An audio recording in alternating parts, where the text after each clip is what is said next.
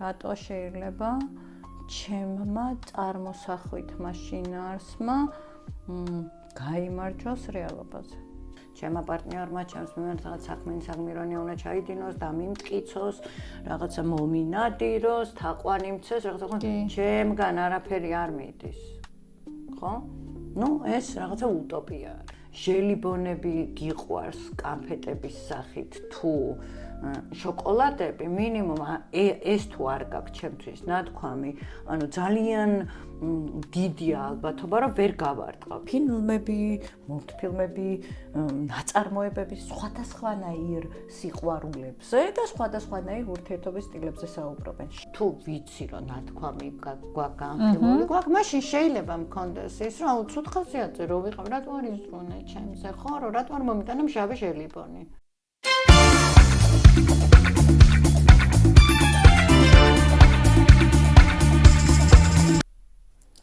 მოგესალმებით, თქვენ უყურებთ გადაცემას ჯანმრთელობა და არა მხოლოდ ნინჭაჭიასთან ერთად. მე მის თანაწამყვანი ნათია გაფრინდაშვილი ვარ. დღევანდელი ჩვენი სასაუბრო თემა არის სიყვარული. ეს გადაცემა თებერვალში გადის და შესაბამისად მიუხედავად დაძაბული ფონისა, რაც ჩვენს ქვეყანაში არის, მაინც ადამიანებს დრო ყოველთვის რჩება იმისთვის, რომ საყვარელ ადამიანზე იზრუნოს. ხო და დღევანდელი თემა შევარჩიეთ, რომ არსებობს თუ არა იდეალური სიყვარული და რეალურად მითია თუ რეალობა იდეალური სიყვარული თუ იდეალური სიყვარულის ძებნა და ასე შემდეგ. პირველი რასაც სამკითხებს, რაც ჩამოწერილი მაქვს დაგისვა, მანამდე შენ კითხავ, არსებობს თუ არა მითია თუ რეალობა იდეალური სიყვარული. ვისთვის როგორ ჩემთვის რეალობია. რა გიტყვას კონცერტი. ხო, მოდი მაგაზე ცოტა მე გავშალოთ, მაგრამ რას ვგულისხმობთ იდეალურ სიყვარულში, მაგრამ მე მგონია, რომ მე ბოლო 10 წელზე მეტი არის ვიპოვე იდეალური სიყვარულის ჩემეული ფორმულა. ეგ ჩემეული ფორმულა მომეწონა, რაზეც მე კიდე დამატებით კითხავ. მანამდე მინდა ესეთ საკითხით დავიწყოთ გადაცემა, რატომ ვაყალიბებთ რაღაც კონკრეტულ მახასიათებლებს პარტნიორის მიმართ და რატო გვაქვს მაგალითად შექმნილი რაღაცა იდეალური პარტნიორი. ამ შემთხვევაში სასიყვარულო ურთიერთობას გულისხმობთ, პარტნიორულ ურთიერთობას გულისხმობთ, არა ზოგადად სიყვარულს, რა თქმა უნდა, ხო? ხო და რატო ვაყალიბებთ ამ პარტნიორის მიმართ რაღაცა კონკრეტულ კლიშეებს თუ დამოკიდებულებებს თუ რაღაც კრიტერიუმებს და შემდეგ უკვე მაგალითად რაღაც კუთხით შეიძლება გამოვიდეს, რომ იმედ გაცრუებამდეც მივყავართ ამ ჩვენ ჩამოყალიბებულს. რა გამოვიწერა რა ჩამოვიდას პრინციპის საკითხები რო ხდება. ფსიქოლოგიურად რო გამოვარტოთ, რატო ხდება ეს, რომ რატომ არის ეს მომენტი, რომ იდეალურ პარტნიორი ყავს ჩამოყალიბებული, შექმნილი რაღაცა მითოლოგიური, მითოსური რაღაცა პერსონაჟი და შემდეგ რეალობაში სრულად არ გვხდება ის. ეს მოდი მეორე ნაწილი საკამათო საკითხია, ხდება თუ არ ხდება. დავიწყოთ იქიდან, რომ ზოგადად რატო ვქმნით რაღაცა როლ მოდელებს, ხო? და ამ შემთხვევაში ვქმნით ჩვენი პარტნიორის როლ მოდელს. სხვა საკითხი ის როგორი გამოვა საბოლოო ჯამში, მართლა ჩვენია თუ არ არის ჩვენი და ასე შემდეგ. ჩვენ ვართ სოციალური არსებები, ჯგუფებად ვცხოვრობთ, ხო?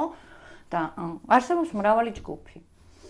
და აი ესეთი ევოლუციურად, ხო, ჩვენ უნდა ვიცოდეთ, რომელ ჯგუფთან შეიძლება თავი ვიგრძნოთ უსაფრთხოდ, მიღებულად, კარგად, ხო? აი ეს ჩვენი სოციალიზაციის ინსტინქტი რომ დავიკმაყოფილოთ. შესაბამისად, აი ამ მიმართულებით, ხო, რაღაცა ჯგუფის ჩამოყალიბება, ჯგუფის წევრების რაღაცა ხატების ჩამოყალიბება, ბუნებრივი ევოლუციური პროცესი არის, დამახასიათებელი არის ჩვენთვის. სხვა ამ მაგალითს მოგიყვან, წარმოიდგინე შედიხარ აბსოლუტურად შენთვის უცხო საზოგადოებაში. რაღაც ღონისძიებარი, ამ ღონისძიებაზე მიდიხარ, ხო? პირველ რას აკეთებ, როდესაც შედიხარ, თვალებით ეძებ, ხო? ვიღაცებს და ვიღაცებთან უფრო მიდიხარ, ვიღაცებთან, აი ეს არის. ანუ გაუცნობიერების დონეზე ჩვენ რაღაცა თითქოს ჩვენნაირებს და ეს ჩვენნაირები არის ჩვენს წარმოსახვეში არსებული ნაირები და არა ჩვენი რეალობები, ხო? თვითშეფასებაზე, საკუთარი თავის გააზრებაზე ბევრი გვაქვს საუბრები, რაღაცა ვიდეოებიც საკმაოდ გვაქვს და ამიტომ ამ შემთხვევაში რამდენად კარგად მაქვს დამუშავებული საკუთარი თავის შესახებ კონცეფცია, ხო, ის შეიძლება იყოს რეალურად მე ესეთი ვიყო, ან აბსოლუტურად სხვანაირი ვიყო მეც. ზუსტად ესევე ვაყალიბებთ, რაღაცა გვჭირდება იმისთვის, რომ რაღაცა გადაწყვეტილებები ხო ვიპოვოთ, გადავეყაროთ, ხო, ამ ტიპის ურთიერთობებს. ამიტომ ის რომ როლ მოდელი არსებობს, ბუნებრივია, მეორე საკითხი არის, რომ რატო შეიძლება ჩემმა წარმოსახვითმა შინაარსმა გაიმარჯვოს რეალობაზე. და მაგ კითხვას უპასუხოთ. ნუ, იმიტომ რომ რეალურად აქ ჩვენ ბევრი ფაქტორი შეიძლება იყოს, მაგრამ ძირითადი ფაქტორი არის ინფანტილიზმი, ერთი, რომ ჩვენ ხო რაღაცა მეზღაპრეულ შინაარსებს, რომ რაღაცა ჰიროიკულს და გმირებს სულ ვეძებთ. ესეც ჩვენი, ესე ვთქვათ, განვითარების ერთ-ერთი განმსაზღვრელი არის. ცოტა დაბალი, ძალიან ძველი არქაულია, მაგრამ ამის მიმართ მისწრაფებები გვაქვს. და მეორე არის რეალურად ის, რომ მე არ ვიყო მზად სიყვარულისთვის.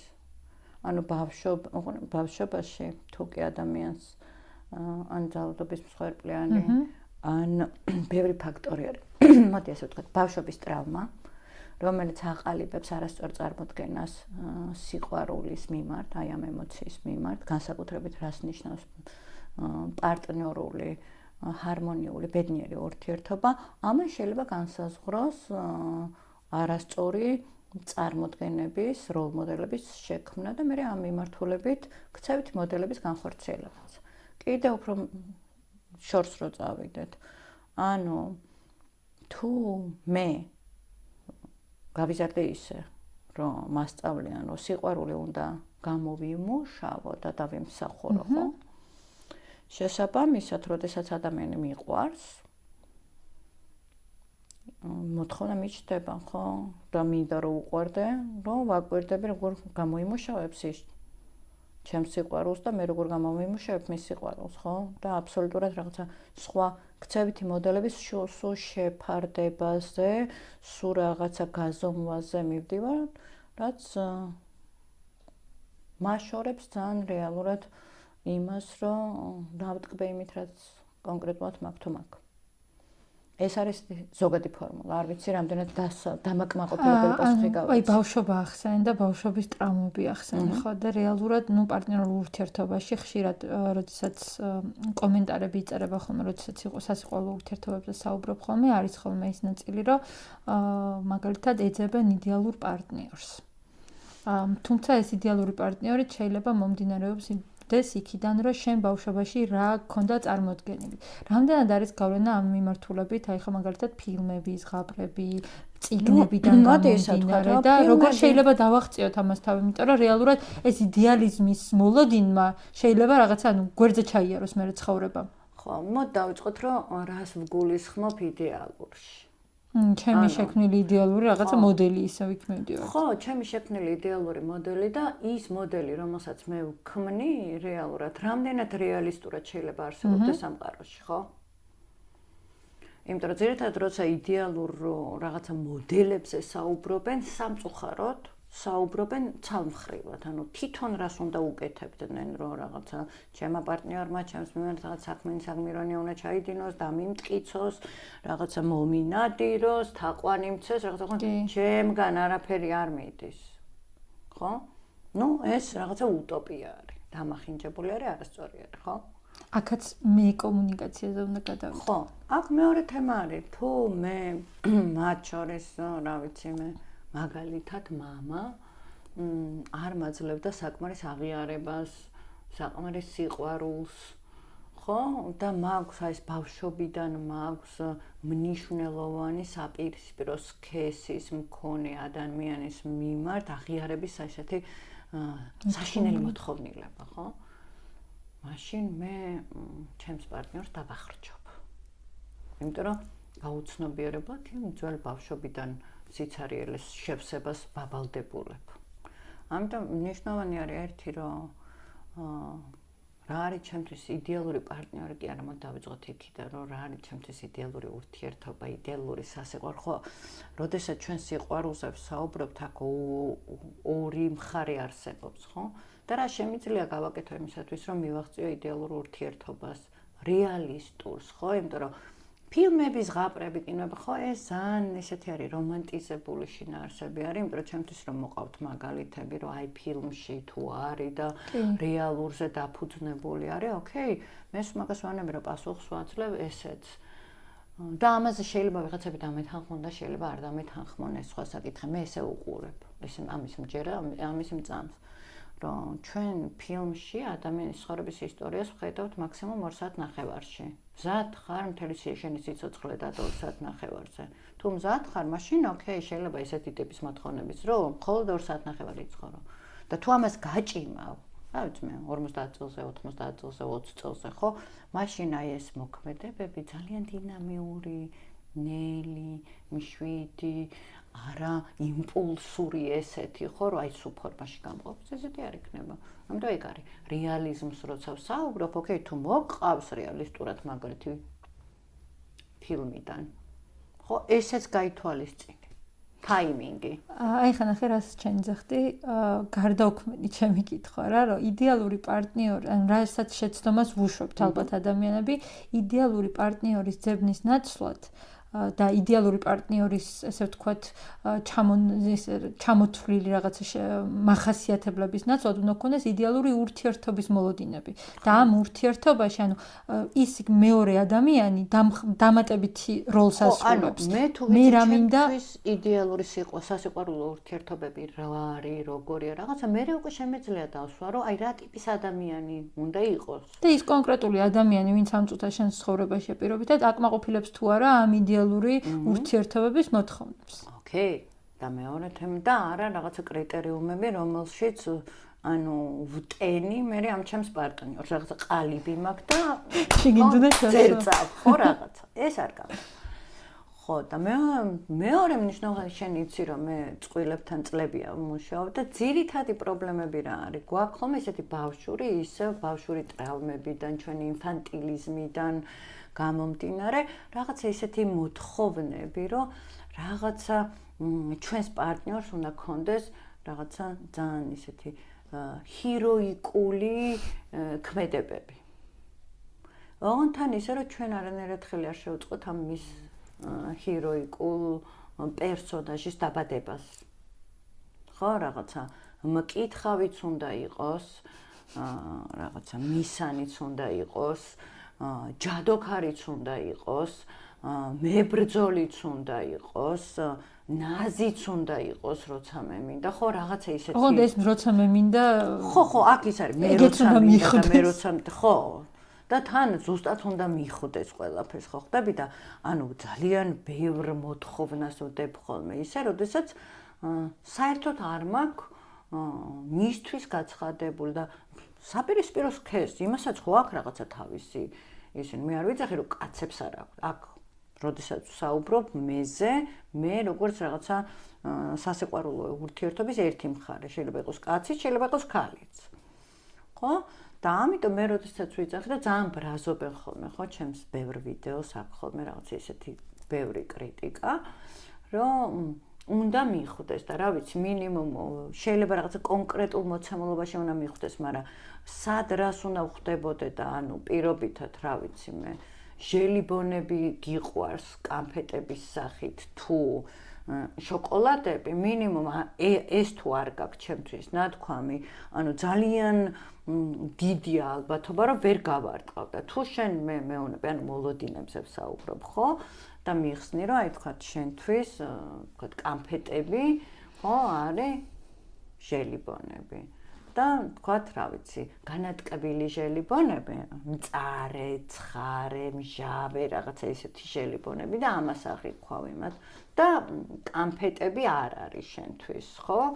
შოკოლადები მაგალითად, ან რაღაცა რო გეტყვი რამე, კანფეტი წამომიღე, შოკოლადი არ უნდა მომიტანო, რაფაელო არ უნდა მომიტანო, იმიტომ რომ მინდა რაღაცა მჟავე ჟელიბონი არის ჩემთვის. როგორ მიხვდები? აი, როდესაც საუბრობ ჩვენი მოლოდინების, ჩვენი შეგრძნებების, ჩვენი სურვილების შესახებ, უნდა გავაცნოთ პარტნიორს და დაუტოვოთ ის არეალი, ხო? მე ხო არ გეუბნები რომ იმას, ხო? ეგ მნიშვნელოვანია, რომ როცა სივრცე იცი, თქვათ ამ მიმართულებით შენი შემოქმედებითი პროცესები გამოიყენო, რომ რავი, თუ შენ ხარ ჩემი პარტნიორი, ხო? და მე გეუბნები, რომ აუ ნათი რაღაცა ცუდ ხასიათზე ვარ და შენ იცი, რომ მე როცა ცუდ ხასიათზე ვარ, მე ჩემ კანფეტებს ვჭამ, ხო? რაღაცა და თავს ამი და მოდიხარ და მე მოლოდინი, იმისა რომ ნათქვამი მაქვს, მე როცა ცუდ ხასიათზე ვარ, სევდიანი ვარ, რაღაცა ხო მიყვარს ჩემი კანფეტებით ვიწყნარებ თავს, ხო? და იცი რა კანფეტები არის, მჟავე ჟელიბონი დაუშვათ გადავეკიდე ხა რა, ხო? ჩემს შულს უყვარს მჟავე ჟელიბონები და მაგიტო. ხო? მაშინ ხო მექნება, თუ ვიცი რომ ნათქვამი განხილული გვაქვს, მაშინ შეიძლება მქონდეს ის, რომ ცუდ ხასიათზე რო ვიყავ, რატო არ იზრუნე ჩემზე, ხო, რატო არ მომიტანა მჟავე ჟელიბონი. მაგრამ თუ არაფერი ნათქვამი არ აქვს და მოგაქვს რაფაელო, რომელიც არ მიყვარს, შეიძლება ესეც გამაღიზიანებელი იყოს, იმიტომ რომ მომიტანა ის, რაც არ მიყვარს. მე მაქვს მაგალითად ესე ყვავილებზე.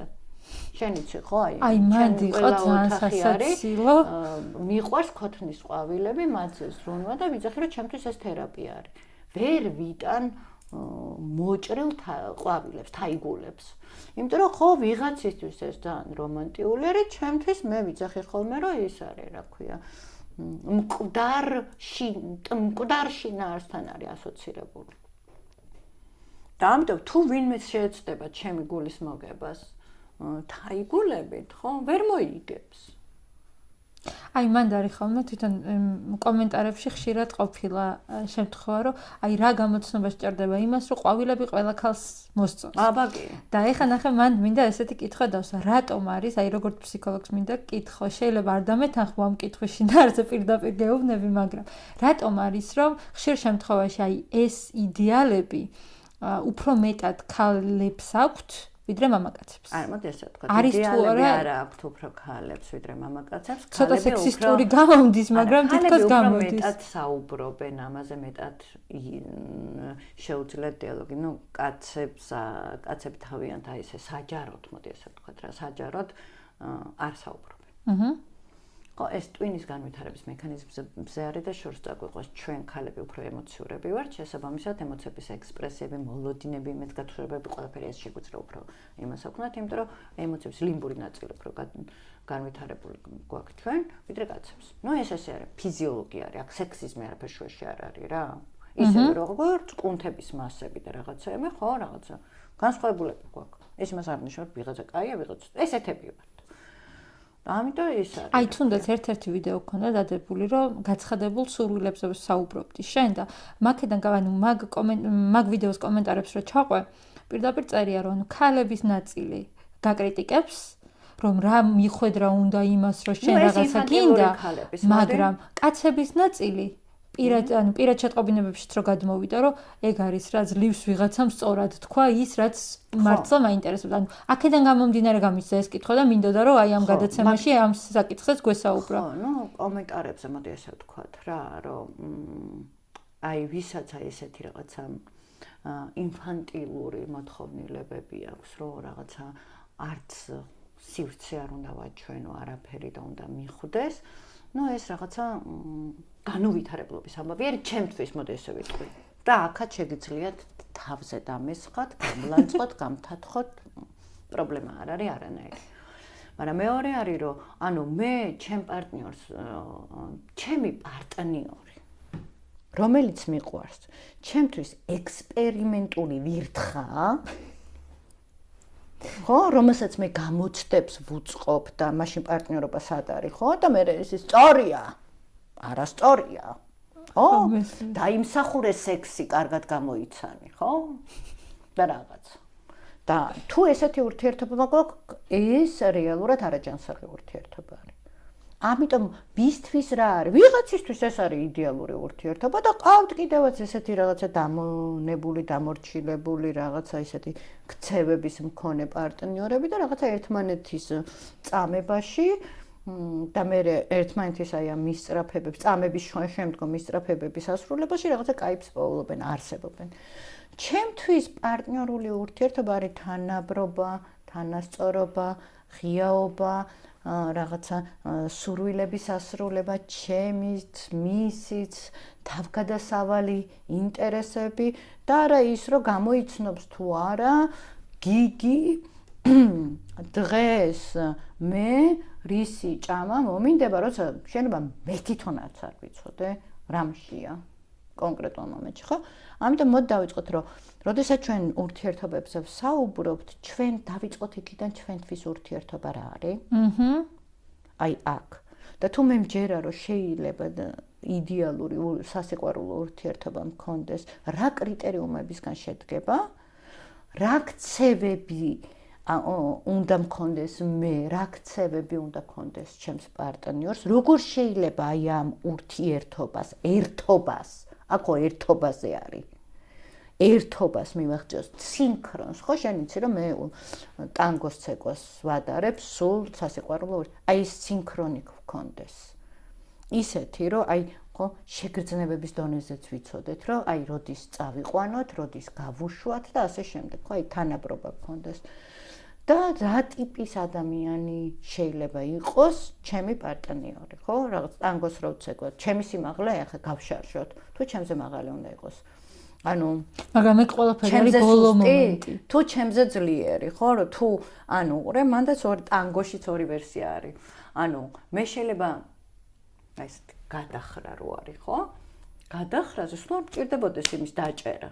ის სულ არ მინდა რომ მიჭერდეს, ხო? ანუ ამტანი იყოს, რომ ჩემი წონა არის, ხო? მე შეიძლება გადავიხარო და გადმოვიხარო ცეკვაში, ხო?